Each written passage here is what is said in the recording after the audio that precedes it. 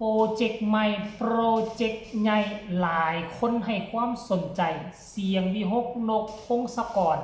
ได้ร่วมกันกับอีก2 วงมีโปรเจกต์ใหม่ที่จะมานำเสนอมันเป็นงานอีหยังจะพากันเฮ็ดอีหยังเฮาพากันไปวิเคราะห์กันก่อนนอนคืนนี้สบายดี FC แฟนคลับทุกท่านก็แล้วกันมาพบมาพ้อกันดึกดื่นก่อนนอนก็แล้วกันโอ้ยไปก้านกบก้านเครียดก็ได้มาแต่3 โตกบ3 โตเครียด2 โตพอดี5 โตแบ่งให้คนนึงที่เพิ่นไปนำเฮาแล้วเพิ่นบ่ได้โตนึงกบก็ได้เฮาก็ได้กบมา2 โตเครียดกับ2 โตก็พอดีเป็น4 โตซั่นว่าแต่ว่าบ่กล้าเอาใส่บ่อกบเฮาดอกย่านเขามาลักเอาขังใส่ข้องไปหั่นแหละมื้ออื่นมาทอดสาระก็แล้วท่านผู้ชม FC แฟนคลับกลับมาฮอดเฮือนฮอดซานสัมผัสว่ามาเห็นข่าวข้อมูลข่าวสารน่าสนใจมันน่าจะเป็นโปรเจกต์ใหญ่การร่วมมือของคนรุ่นใหม่ของคนวัยรุ่นคนรุ่นใหม่ซึ่งปกติแล้วเฮาก็จะเห็นวงใหญ่ๆเขาก็จะมีกำลังทรัพย์ของเขาเฮ็ดผู้เดียวก็ได้โปรเจกต์ใหม่โปรเจกต์ใหญ่แต่ว่าคนรุ่นใหม่ไฟแห้งคือเสียงวิหกนกพงศกรนี่ต้องได้ไปจับมือกันอีก2 กลุ่มเนาะกลุ่มนึงก็คือวงของแม่ทัพดอกเหมยอีกวงนึงก็เป็นวงหมอลำเกียงไก่มาจับมือกันกับเสียงวิหกมีโปรเจกต์ใหญ่วาสั้นที่จะมานำเสนอค่อยคิดภาพไปเลยว่าขั้นท่าว่างานนี้มันเกิด 100% แหละเพราะว่าข้าเจ้าไปไปล้มไปพูดไปคุยกันเรียบร้อยแล้วเนาะจึงทายรูปกันแล้วก็พากันเอามาโพสต์อยู่เพจเราเนี่ยเสียงวิหกกับบอสนกพงศกรก็มาโพสต์บอสนกกระแสไปวงเกียงไก่วงแม่ทัพดอกเหมยต่างก็พากัน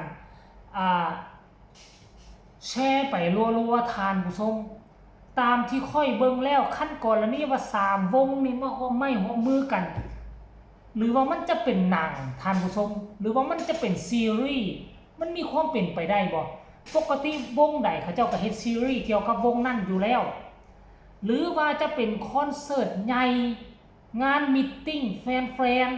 ๆหรือว่า3 วงนี่จับมือกันเพื่อจะไป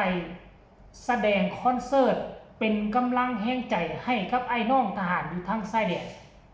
มันสิเป็นโหมดนี้หรือบ่เพราะปัจจุบันนี้กำลังอยู่ทางชายแดนก็กำลังเข้มข้นเข้า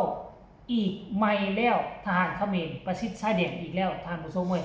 จักสิเอาแนวใดบ่มีวันจบวันสิ้นท่านผู้ชมนั่นเรื่องการเมืองสร้างเขาดอกแล้วสำหรับพวกเจ้าคิดว่านี่มันคืองานอีหยังบัดเนี่ยเดี๋ยวไปฟังทั้งบอสนกเพิ่นออกมาโพสต์ก่อนว่าหมอลำเสียงวิหกหมอลำเกียงไก่และแม่ทัพดอกเหมย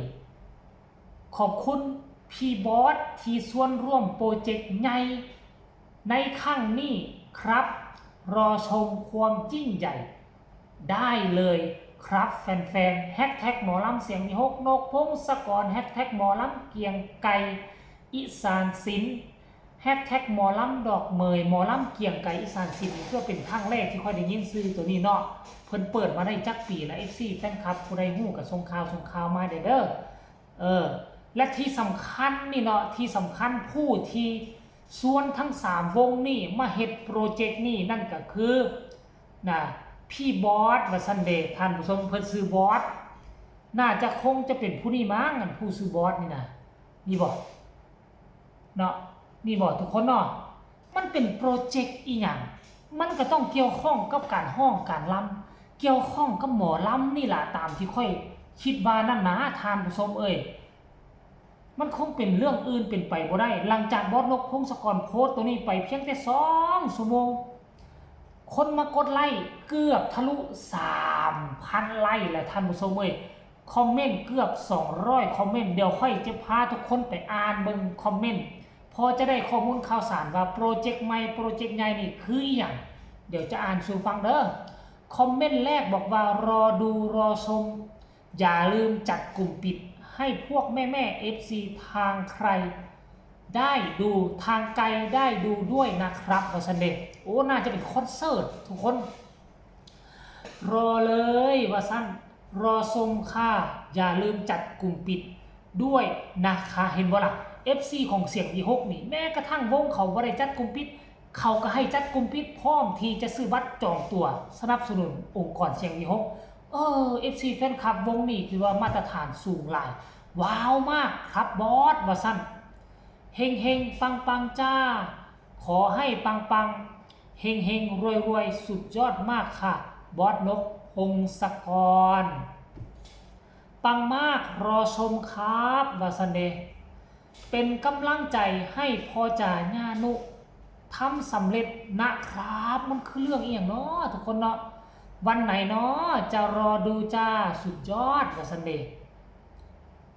คอมเมนต์นี้บอกว่าจัดกลุ่มปิดน้ำแดเดอร์จ้ารอชมอยู่ขอให้เฮงๆปังๆครับวาซันผู้ต่อมาก็บอกว่ารอชมผลงานครับคนนี้ก็บอกว่าเยี่ยมไปเลยครับวาซันเดเอาคอมเมนต์อยู่ลุมที่ยังหลายอยู่จะรอดูค่ะยิ่งได้ยินแบบนี้3คณะหมอลำมาเจอกันยิ่งอยากโดนกันเลยค่ะแม่นว่ายิ่งอยากโดนยิ่งอยากดูกันเลยค่ะสนอกว่าเขียนว่าโดนเนาะ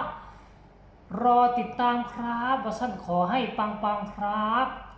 ถ้าหากว่าเจเบาลาววิเคราะห์ตามคำคอมเมนต์ของ FC แฟนคลับประมาณ 90% ก็คือคิดไปในแนวทางเดียวกันคือจะมีคอนเสิร์ตใหญ่เนาะร่วมกันทั้ง3วงระหว่างเกียงไกรแม่ทัพดอกเมยแล้วกระเสียงวิหกนกพงศกรที่สำคัญไปกว่านั้นที่ค่อยตื่นเต้นไปกว่านั้นนั่นก็คือถ้าหากว่างานนี้เกิดอาอายจะเป็นผู้หนึ่งที่บอสนกพงศกรจะดึงเข้ามาร่วมในงานนี้เพราะเป็นหน้าเป็นตาเป็นโตชูวงคงขาดบ่ได้คือน้องอาอายสกุลพรบอสนุแล้วอาจจะมีพระเอกนางเอกคนอื่นๆที่จะมาผสมโรงเข้ากันพวกเจ้าคิดว่ามันจะมวนจะมันขนาดใดแม้แต่เสียงวีหกวงเดียวนะเวลานกพงศกรน้องอาอายกับบอสนุมาเจอกันมันก็ยังเฮ็ดให้เฮาสนุกสนานขนาดนั้นแล้วพวกเจ้าคิดเบิ่งนกพงศกรอาอายบอสนุไปปะทะกับแม่ทัพดอกเมยปะทะกับศิลปินหัวหน้าวงของวงเกียงไก่พวกเจ้าคิดว่ามันจะเกิดอีหยังขึ้นมันก็จะกลายเป็นหมอลำฟีเวอร์อีกยุคหนึ่งภายใต้การร่วมไม้ร่วมมือกันระหว่างเสียงวีหกเกียงไก่และก็แม่ทัพดอกเมยท่านผู้ชม FC แฟนครับผู้ใดฮู้ข้อมูลเบื้องลึกเบื้องหลังว่าเขาเจ้าจะเฮ็ดอีหยังกันแท้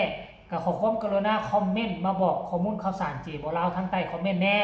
ฝากกดไลค์กดแชร์กดติดตามที่สำคัญจะกดข้ามโฆษณาผู้ใดเบิ่งโฆษณาขอให้ร่ำขอให้รวยนอนรับได้เงินหมื่นนอนตื่นได้เงินล้านสำหรับคลิปนี้ลาท่านผู้ชมไปก่อนสบายดี